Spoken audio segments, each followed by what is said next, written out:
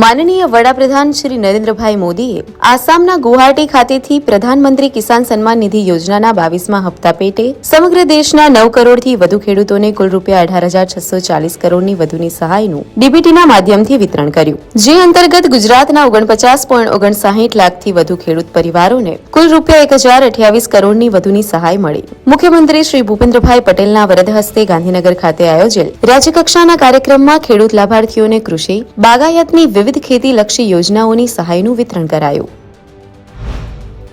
મુખ્યમંત્રી શ્રી ભૂપેન્દ્રભાઈ પટેલના વરદ હસ્તે ભરૂચ જિલ્લાના સર્વાંગી વિકાસને ગતિ આપતા રૂપિયા 1,248.57 કરોડના 73 વિકાસ કાર્યોનું ખાતમુહૂર્ત તેમજ રૂપિયા 102 કરોડના 66 વિકાસ કાર્યોનું લોકાર્પણ એમ કુલ રૂપિયા 1,350.68 કરોડના 139 વિકાસ પ્રકલ્પોની ભેટ. રાજ્યના 2 આદિવાસી જિલ્લા પંચમહાલ અને દાહોદ ખાતે એક જ દિવસમાં મુખ્યમંત્રી શ્રી ભૂપેન્દ્રભાઈ પટેલે રૂપિયા 1,100 કરોડના વિવિધ વિકાસ કામોના લોકાર્પણ અને ખાતમુહૂર્ત સંપન્ન કર્યા. મુખ્યમંત્રી શ્રીએ આ સંદર્ભમાં પંચમહાલ જિલ્લામાં રૂપિયા 732 કરોડના 112 કામો તથા દાહોદ જિલ્લામાં રૂપિયા 367 કરોડના વિકાસ કામોની ભેટ આદિજાતિ પરિવારોને આપી.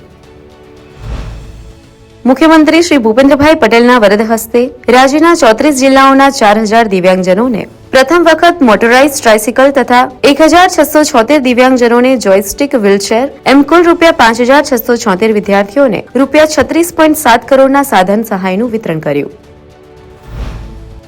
સુપ્રીમ કોર્ટના નિવૃત્ત ન્યાયાધીશ જસ્ટિસ રંજના પ્રકાશ દેસાઈની અધ્યક્ષતામાં બનેલી સમિતિએ ઝીણવટભર્યા અભ્યાસ અને રાજ્યના જિલ્લાઓની મુલાકાત લઈને લોક અભિપ્રાયો મેળવીને તથા ઘનિષ્ઠ જનસંપર્ક બાદ ચર્ચા વિચારણાને આધારે તૈયાર કરેલો અહેવાલ રાજ્ય સરકારને સોંપ્યો.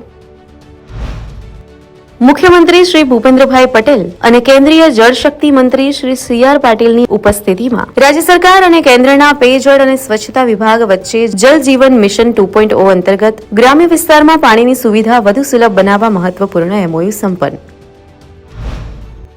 મુખ્યમંત્રી શ્રી ભૂપેન્દ્રભાઈ પટેલે ગાંધીનગર ખાતેથી રાજ્યના તમામ 182 વિધાનસભા વિસ્તાર માટે કુલ 182 નવી બસોનું લોકાર્પણ કર્યું. આ અવસરે નવીન બસોના ડ્રાઈવર્સને પ્રતિક રૂપે ચાવી અર્પણ કરાઈ. જામનગર શહેર અને જિલ્લામાં કુલ રૂપિયા 412 કરોડથી વધુના વિકાસ કાર્યોનું મુખ્યમંત્રી શ્રી ભૂપેન્દ્રભાઈ પટેલે વિડીયો કોન્ફરન્સના માધ્યમથી લોકાર્પણ અને ખાતમુહૂર્ત કર્યું. આ અવસરે શહેરી વિકાસ વર્ષ 2025ની ઉજવણી અન્વયે કોફી ટેબલ બુકનું અનાવરણ કર્યું. મુખ્યમંત્રી શ્રી ભૂપેન્દ્રભાઈ પટેલ દ્વારા પોરબંદર જિલ્લાના કુલ રૂપિયા 413 કરોડથી વધુના 46 જેટલા વિકાસલક્ષી પ્રકલ્પોનું વર્ચ્યુઅલ માધ્યમથી ઈ લોકાર્પણ અને ઈ ખાતમુહૂર્ત સંપન્ન. મુખ્યમંત્રી શ્રી ભૂપેન્દ્રભાઈ પટેલના નેતૃત્વમાં ગુજરાતને યુવા સ્ટાર્ટઅપ્સના સ્કેલેબલ અને ઇફેક્ટિવ સોલ્યુશનથી વધુ સક્ષમ કરીને એઆઈ અને ઉભરતી ટેકનોલોજી માટે ગ્લોબલ સેન્ટર બનાવવાની દિશામાં સ્ટાર્ટઅપ સંવાદનું ગાંધીનગર ખાતે આયોજન કરાયું. દેશના વિવિધ રાજ્યોના ઉચ્ચ સંભવિત સ્ટાર્ટઅપ સાથે મુખ્યમંત્રીશ્રીએ પ્રત્યક્ષ સંવાદ કર્યો. વિકસિત ભારત, વિકસિત ગુજરાત.